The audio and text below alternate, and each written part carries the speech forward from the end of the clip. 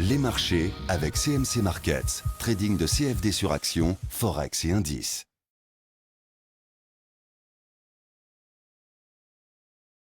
Bonjour, je vous présente aujourd'hui la mise à jour de l'analyse technique de CGG tradable à partir de la plateforme de CMC Markets. On va commencer par une analyse de type DO sur CGG pour confirmer ce que tout le monde peut constater sur le graphe, à savoir que la tendance est dans une dynamique qui est très baissière et cela se voit à la succession des pics et des creux qui sont descendants. En théorie de DO, la tendance devient haussière lorsque les pics sont ascendants au même titre que les creux. Et la tendance devient descendante lorsque les pics et les creux sont eux-mêmes descendants. Comme vous pouvez le voir ici, eh bien depuis maintenant plusieurs années, la tendance sur CGG s'est inversée et nous sommes en tendance baissière de long terme. Alors si vous comprenez ce que cela veut dire en creux, cela veut dire que tant qu'on n'aura pas finalement franchi un niveau proche des 12 euros, eh bien, on sera toujours dans une situation où les pics et les creux seront descendants, donc en tendance baissière. Si on arrivait à inscrire un pic au-delà des 12 euros, on se retrouverait dans une tendance similaire à celle qu'on a eue jusqu'à mi-2012, à savoir que les creux et les pics seraient ascendants, ce qui nous remettrait en tendance haussière. Donc, pour l'instant, pas de doute, et bien sur les niveaux actuels, eh bien la tendance demeure résolument à la baisse. C'est confirmé par l'analyse purement chartiste de CGG. Tout a commencé en 2012 par la création d'un grand biseau ascendant, ici en bleu. Or, il faut savoir que les biseaux ascendants se cassent généralement par le bas. Ça a été chose faite début 2013. Et depuis cette époque, depuis cette période, eh bien, on évolue à l'intérieur d'un grand canal rose descendant dans lequel on fait des rotations.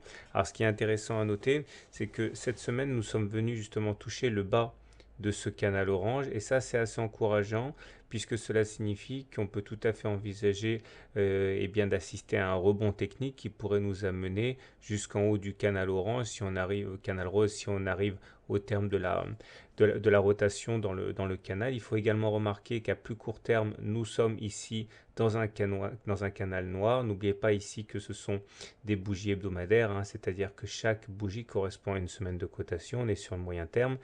Et là aussi, si on arrivait à s'extirper de ce canal noir, eh bien cela nous ouvrirait la voie vers le canal rose. Mais pour l'instant, nous sommes donc toujours coincés par le haut de ce canal noir qui est vers 5 euros. Si on enchaîne avec une analyse purement Ishimoku de CGG Veritas, on voit les obstacles qui se dressent. Donc clairement, on est en tendance baissière puisque nous sommes en dessous du nuage. Le nuage, c'est la zone qui est grisée ici. Et tant que l'on est en dessous du nuage, on est en tendance baissière. Regardez, chaque fois qu'on a essayé de franchir le nuage, on a pris un tir de barrage qui a fait qu'on a reflué et qu'on a enchaîné des plus bas. Vous comprendrez que tant qu'on ne sera pas passé au-dessus du nuage, ici aux alentours de 7 euros, eh bien on n'aura pas de tendance haussière sur le système Ishimoku. Alors en attendant, on a des sentinelles qui surveillent la tendance, autrement dit la Tenkan et la Kijun. Tant que la Tenkan jouera un rôle de résistance à la hausse, comme elle le fait très bien depuis maintenant plusieurs mois, eh bien, on ne peut pas envisager d'aller chercher la deuxième sentinelle, la sentinelle Kijun ici, qui elle aussi a fait résistance à la hausse. Et c'est qu'une fois qu'on aura franchi la Tenkan actuellement à 5 euros et la Kijun actuellement à 5,5 euros, qu'on pourra envisager de s'attaquer au nuage lui-même, qui également fera office de résistance au moins momentanément.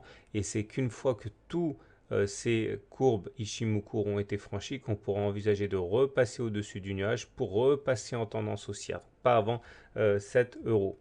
Alors maintenant, pour essayer de comprendre ce qui se passe à très court terme, on a besoin des indicateurs techniques. Il s'agit d'un zoom, toujours en unité de temps hebdomadaire, mais lorsque l'on zoome, on voit que même si les indicateurs techniques sont très mal orientés, il y a quand même des signes d'espoir. Pourquoi? Alors le MACD tout d'abord est mal orienté parce qu'il est en dessous de 0 et qu'il est en dessous de son signal, donc la tendance est baissière à n'en pas douter. Le stochastique est en dessous de 20, ça veut dire qu'il est en tendance baissière aussi, et le momentum est négatif, donc à cet égard, aucun doute, on est en tendance baissière. Par contre, sur les deux indicateurs MACD et momentum, nous sommes ici dans une situation de divergence haussière, c'est-à-dire que les cours font des plus bas, mais pendant ce temps, les indicateurs MACD et Momentum ne font pas des plus bas. Ça, cela montre que la baisse est actuellement un petit peu déraisonnable et c'est un terreau qui est favorable au rebond technique. Donc pour faire simple, il n'y a pas de doute, la tendance est baissière. De toute façon, quand on enchaîne des semaines avec plusieurs points de pourcentage perdus d'affilée, il n'y a pas beaucoup de doute à avoir par rapport à cela.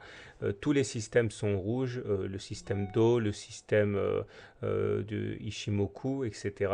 Et même l'analyse graphique. Néanmoins, il faut savoir que peut-être on est face à un début de répit parce que sur les indicateurs techniques, il y a des divergences haussières et que sur les indicateurs de type graphique, on arrive sur des supports. En tous les cas, il faudrait au moins passer les 7 euros pour inverser le premier système de tendance de système baissier en système haussier.